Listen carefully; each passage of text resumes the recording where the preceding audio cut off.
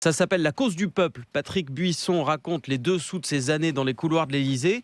Yannick Fall du service politique de France Info. On y apprend notamment que Nicolas Sarkozy a eu des contacts avec Jean-Marie Le Pen en 2007 par l'entremise justement de Patrick Buisson. Oui, alors que Nicolas Sarkozy sent le vent de la victoire face à Ségolène Royal, il aurait alors demandé à Patrick Buisson, appelle Le Pen, Jean-Marie à l'époque, demande lui ce qu'il veut, je le recevrai s'il faut.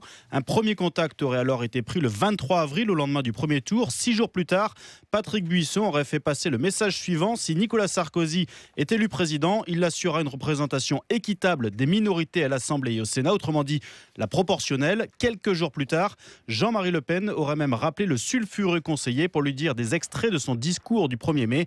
Jean-Marie Le Pen qui aurait eu le soutien de Nicolas Sarkozy pour pouvoir se présenter à cette présidentielle en bénéficiant d'une 50aine de signatures d'élus UMP.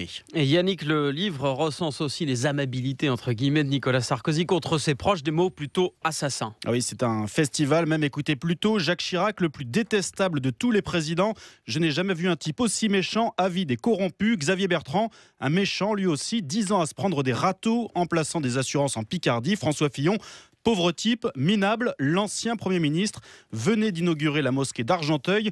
Tant qu'il y est, il n'a qu'à venir au Conseil des ministres en babouche avec un tapis de prière. Christian Estrosi, enfin, un abruti avec une noisette dans la tête.